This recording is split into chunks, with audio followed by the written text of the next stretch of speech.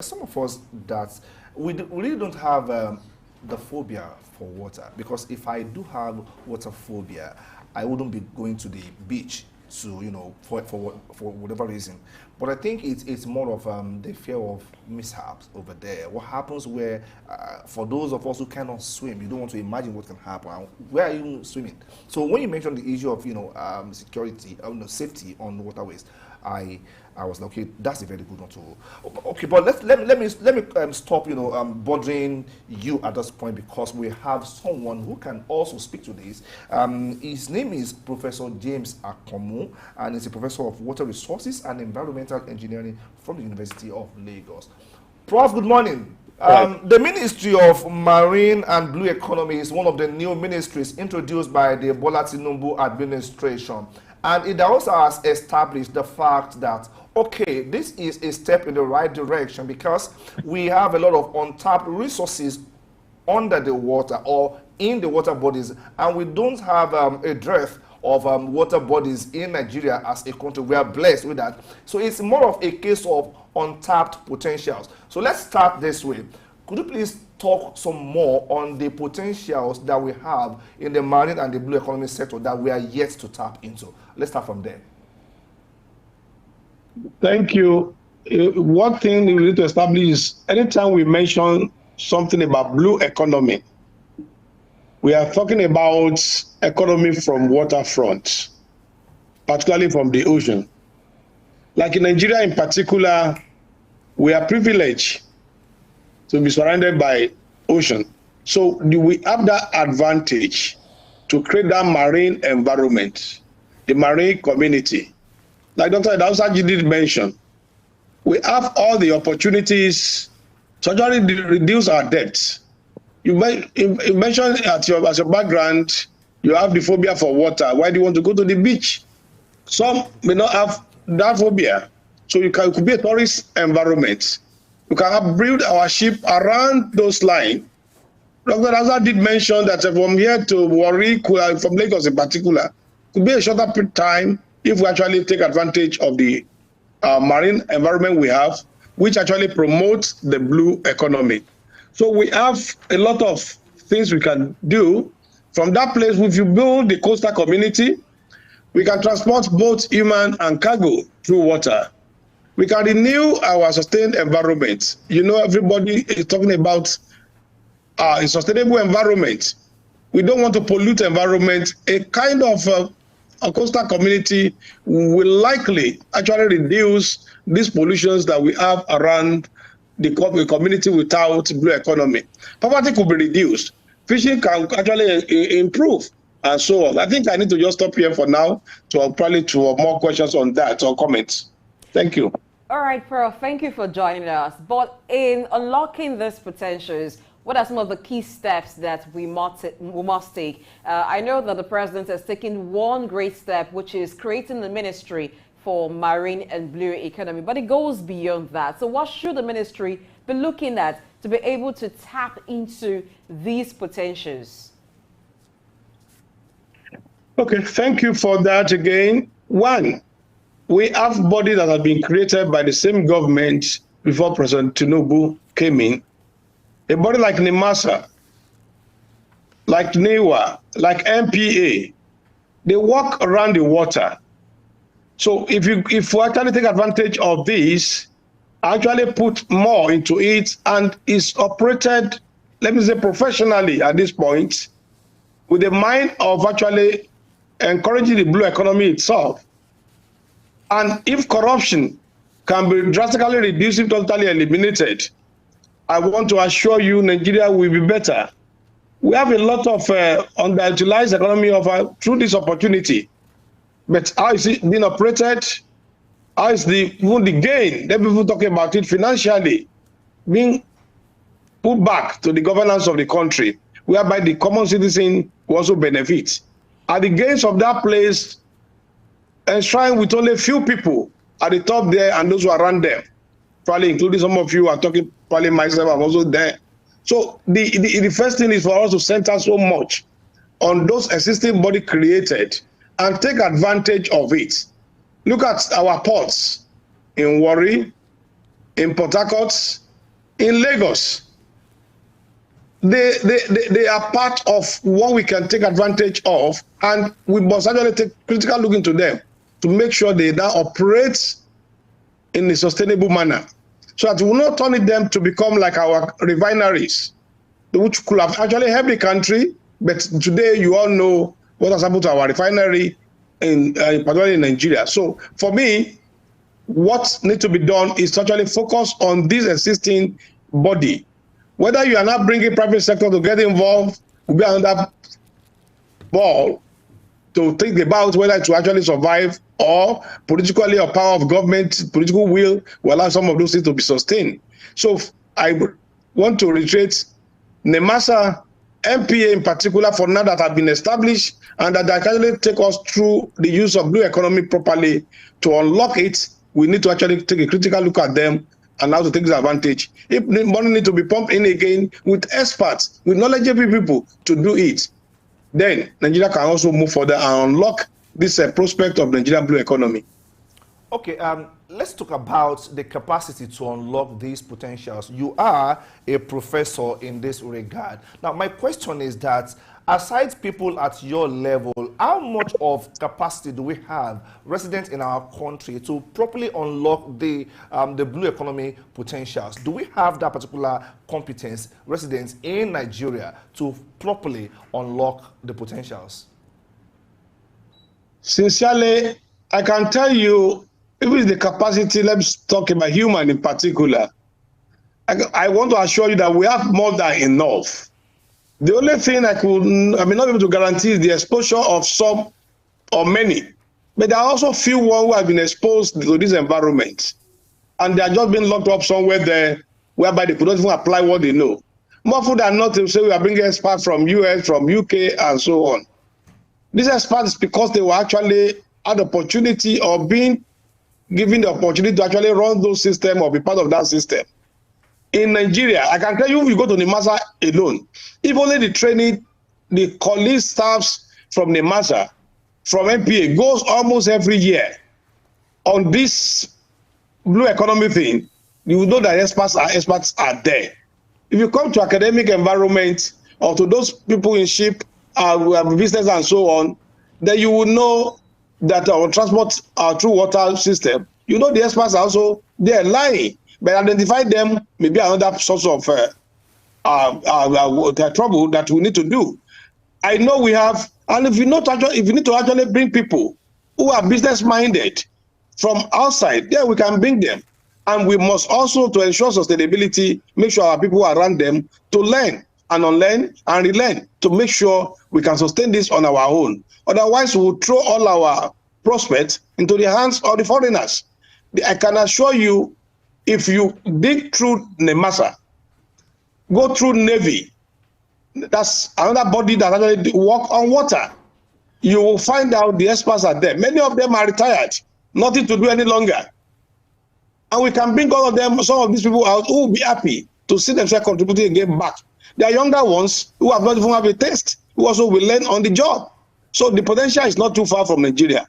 Let's not just think of go and importing people from outside or resources from outside. We can build our own capacity in this context also. And if we need to go outside, then our people should understudy to learn in order to actually be able to carry on. All right, still talking about capacity. We know that the ocean has valuable resources like minerals. So how do we build capacity when Nigeria is still struggling in terms of harnessing solid minerals that we have in land of so many parts of Nigeria? And then we're talking about water. How can we build the capacity? My dear, the issue here would be on the, let me say, the governance will or political will. We must thank President Tinubu creating that ministry. But if those wills are there to actually carry it on, you will find out the capacity we built. Just like when all this internet thing came in, the cellular phone came in and so on. It's like we are not there. But as of today, from 2001 to date, you will know how the phone system has actually grown. Or whether Glo, whether MTN, whether Econet, or they want to name the Etsalat and others. It has gone, and Nigerians are now the one operating, building the mast, and so on. So capacity can be built on the job, and with those who have experience. But capacity can be built through all those other schools that are actually in vogue. Like I mentioned Navy, I mentioned the universities. Like I know in University of Lagos we have maritime Institute of Maritime Studies. So also in other institutions and so on. So this capacity can actually be built. We only need the political will and the necessary support to make it work. Individuals also need to have a change of mind. What we call mind changes. Many people are just they like lamenting, just complaining. They will not make any effort. People are there. We can make an effort and make mistake and grow over it. But if we are not ready for that, we just want to be lamenting. We don't want to be complaining. We don't want to be pointing fingers. We may not move forward. I can say it that it's very possible for us to build that capacity. The capacity is not difficult. Nigerians are talented and gifted. Nigerians are actually the best around the world if you give us opportunity to compare with others. But where is the environment to do that? Say university system that almost every other time go on strike due to the poor infrastructural system or welfare of the staff, or they are okay. Let's take the MASA. How many research have been supported by the MASA, by NPA? Go overseas. Things that are related to that job itself, they turn into a grant to institutions to actually compete to develop more. And that's the type of people you now bring. We have colleagues here who go overseas, they say they're on grant and so on. It's because a professor there has gotten a grant to do some work on that area. He builds some MSc students and PhD students around the same area, and they become practitioners in that area. So capacity can be built if we're actually serious to do that. And I know the system has enough to do that. Thank you. All right, Prof. Before you joined the show, I was drawing an analogy between the black economy and the blue economy. At first, when I came in contact with the word marine and blue economy, I was thinking in the context of blue ocean marketing, where you fish in an ocean that is not really competitive yet. And at the same time, I was thinking of it like, okay, blue economy probably refers to tapping into the blueness of the oceans and so on and so forth. These are metaphors that I came up with in my own head. But then, the focus has always been on the economic gains of tapping into this economy. What about the ecological gains? Let's talk about that. How do we stand to benefit ecologically from tapping into the marine and blue economy, essentially?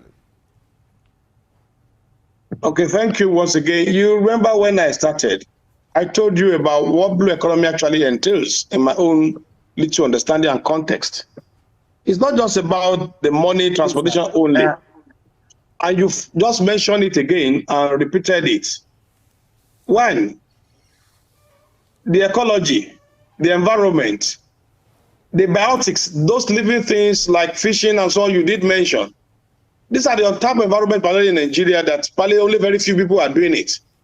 If you go back to the Rio Niger Delta, whose life actually are on fishing, to what extent is it a polluted sea or ocean around them that we go? So they have to go to deep to actually be able to fish appropriately. So if you are talking about, you consider a lot of environmental factor also, when you are looking at ecology. Like I was in the Zanzibar not too long. I was also in the Kanoga Resort in Uganda, I was surrounded by Lake Victoria. When we are touring, you see, at least as tourists, what we first thing experience is, oh, I said this capital flight. All of us brought our money to this country to come and be looking at different birds, different species that actually the whole world is looking for. Some have to be taken to them for people to preserve them and so on. So we have the advantage on that ecological aspect you have just raised. It all depends if the ministry look at it, create a lot of tourism center, create the kind of fishing prospects that could enable the environment. And if environmentally we protect our sea, if you look around Lagos and its environment, where even the waste dump and so on, why they find their way into the sea, plastics and so on. How do you think this one will affect the biotic life around us? So people need to even move deeper where those things may probably not have much effect to actually do their proper fishing. Otherwise, such fish you are eating may also be polluted fish that actually lead to other sickness in future. So for me, we have that advantage, we have that opportunity, and we are blessed naturally by the Almighty God for us to have been surrounded by these water bodies that can actually enhance the ecological aspects you just referred to. I want to thank you again. All right. Are there regional collaborations or agreements that Nigeria is involved in or should be involved in order to promote sustainable use of its marine resources? Definitely, there are, and there will could still be more. I may not be able to lay my hands on those agreements on which Nigeria have signed, but anyone from the NIMASA, MPA, the whole Ministry of Transportation, I'm very blessed, I'm confident, and I'm aware. There are a lot of agreement partnership they were building. How they run it, how it is being done, I may not be able to say much in that area, but I can assure you such are in place. They are in place. Now that we have a typical ministry on that, it can only be enhanced and bring it to actually for everybody to actually be able to participate effectively for the benefit of the country so that we can unlock the prospects of the Nigerian blue economy. Okay, so thank you for that, Prof. Now, let's look at, because you mentioned the fact that there are bodies, like we know, that have been on ground to manage the water resources in Nigeria, or either to regulate activities there.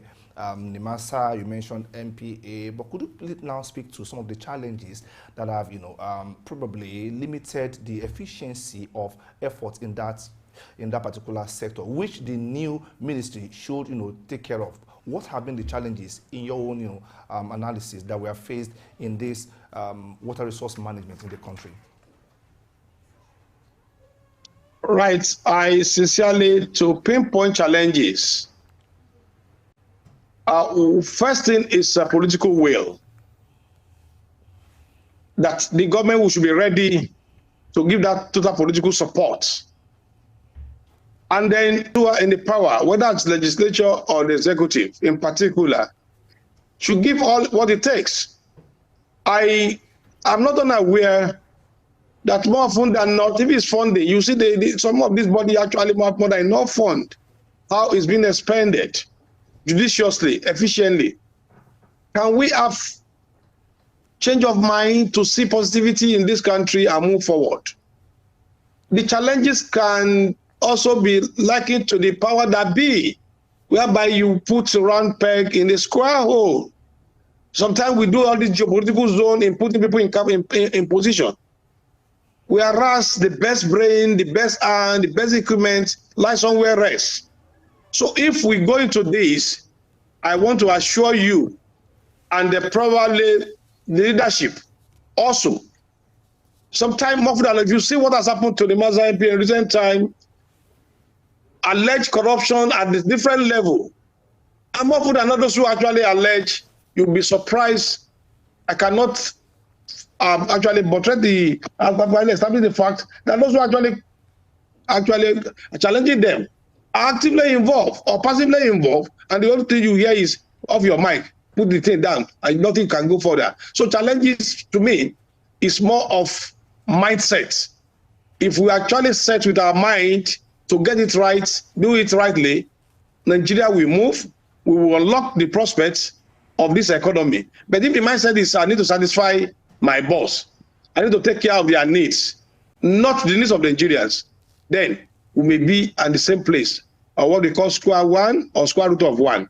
We always give you one. Thank you. All right, beyond the mindset, coming out to very physical issues, which among them is climate change. What are the impacts of climate change on the marine ecosystem and coastal infrastructure, and how can Nigeria mitigate that?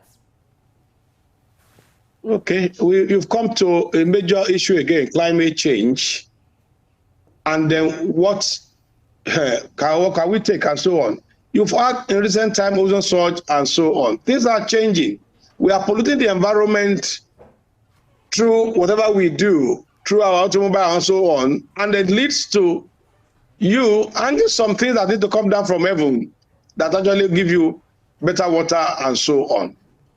If we look at our environment in particular, and we work towards improving things. Not too long, you will notice that probably, let me just look a little stream in Lagos. The thing will just dry off. At the point you see the surge with polluted water and so on. Then you need to ask yourself, where do you have this surge? Where are you having some problems? Where are our trees, the green environment going, and so on? So if we want to go to this area, we need to reduce our pollution, pollutants generally, and our way of doing things. If you're on the road of Lagos, number of vehicles that move releasing carbon dioxide, what they call carbon monoxide before, is enormous. And if you do this and calculate what we are losing and how it will affect our climate, it's more than enough to even affect the system itself. So when it comes to climate change, it's another ball total that actually this one. However, when it comes to water environment, it surely affects, but it may not be as much to the ocean for now, for us to tap in Nigeria. If you go to US in particular, almost every time you'll be hearing one hurricane, one problem or the other. And these are the effects when your tree will just be removed. Let me give an example. In Lagos, most of you tar all your building apartments. So there's no water coming to the ground any longer. We are feeling we are doing all these things. We are also affecting the environment. And water must have its own level. And when it can't find its level, you will see that surge somewhere. You will see people being uprooted and so on. So we need to work more on those climate change and the cost of it, in our environment. The one we created in our environment may not be enough. What about the neighboring countries? What about the other part of the world that make all of us to feel to be affected by virtue of our activities that actually encourage the climate to be negatively affected. So the environment to be negatively affected precisely. So we need to actually work hard to make sure we do things that will enhance a green environment that will make us to sustain a blue and unlock the prospect in the blue economy. All right, Prof. I do know that to actualize the dreams of this blue economy, transport infrastructure will play a critical role. How do we leverage our transport infrastructure from the port to the hinterland to ensure that we can really make something good out of this particular approach? Because without this infrastructure, I don't think we are going anywhere far. How do we leverage the infrastructure of transportation to ensure that we enhance this blue economy? Yes, if you recall years ago, we had to dredge River Niger. I don't know whether from bifurcation up to Barrow. Now we are talking about ocean. If these infrastructures for transport are there, why do I need to go by road from Lagos to Warri to Port Harcourt, when I can actually equally just go to the port there and enter a boat or ship accordingly to reach the place?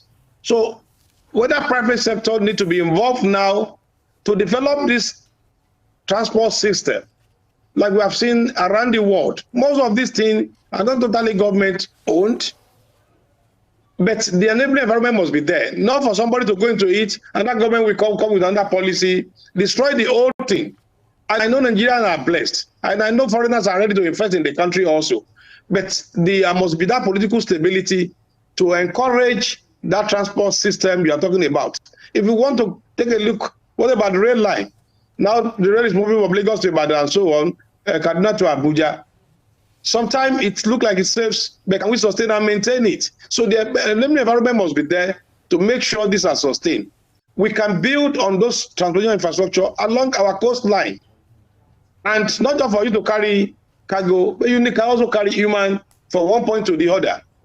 How many ships enter Nigeria today daily? How many enter Lagos in particular? What do they actually bring? Cargo, goods only. How many actually come into Nigeria through water?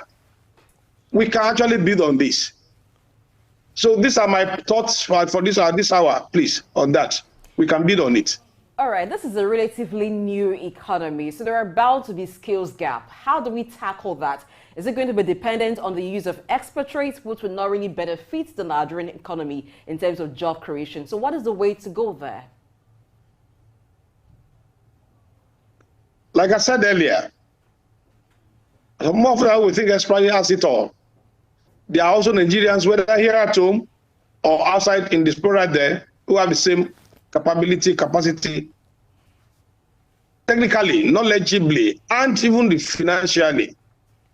And if we need to bring the expatriates to build on it, then we must be thinking of sustainability. That's the present need without us compromising the future to ensure our people are there and they're actively there. Nobody will develop Nigeria than Nigerians. Anybody who's coming from outside is only building his own business around to actually have his own life and actually, if possible, return back to where he comes from.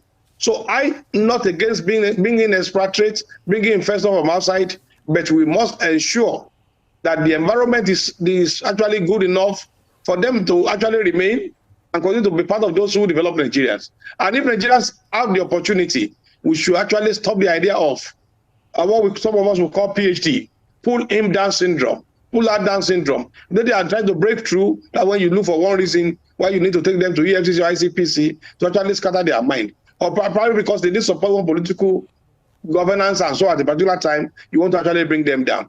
We can. If we need to bring people from outside to develop it, we should, but we must be very conscious of development of the country. This can only be effectively and positively done by the owner of the country, Nigerians, of which you and I are part of that Nigerians that we are talking about. And our children probably unborn will not suffer from our own error that we may likely commit in doing it wrongly. Thank you once again. Okay, Prof. To yet another critical challenge or issue here, the maritime security challenge. We do know that when we start this fully, even as things are, talking about the status quo, we have quite a number of coastal economic assets that need to be protected. What should we be looking at in the context of maritime security to further position us well enough to take full advantage of this blue economy? Speak to that, sir. Thank you. You recall when I was talking earlier, I did mention a body, the Nigerian Navy. That's an established body by government of Federal Republic of Nigeria, and that's how it is internationally. And we could also have private guards to actually for this security, provided they are genuine and you can provide them and ensure they are true to the call that you give to them. Not to engage people who will turn against you and then take over, actually destroy the system the more. The security is one major thing that we cannot throw away. The security of infrastructure, the security of human being, along the line.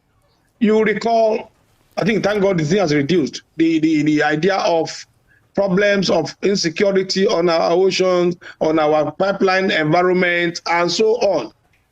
The security need to be built up. Profiling should be properly done.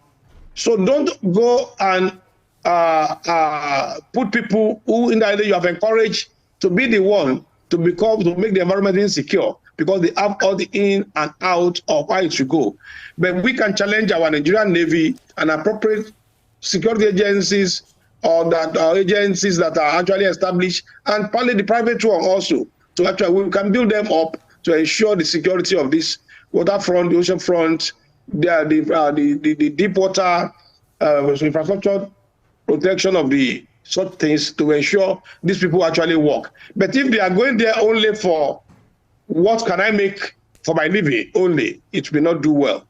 I'm not unaware of very serious officers who along the line, with putting all their life into it, probably you just get them removed, honestly, because they are not meeting the need that are negative. They want to do it right, you feel they should condemn them. There are so many Nigerians who could do it well. Let's identify people with positive mind. Let's identify people with spirit of development, spirit of development of the country, not just development of yourself only, country development. And we can put our last pint of blood on that. And there are so many Nigerians who are passionate, but the system needs to actually encourage and actually establish that. But unfortunately, some will get there before you realize it will become a change and change to negative again. So we need the change agents.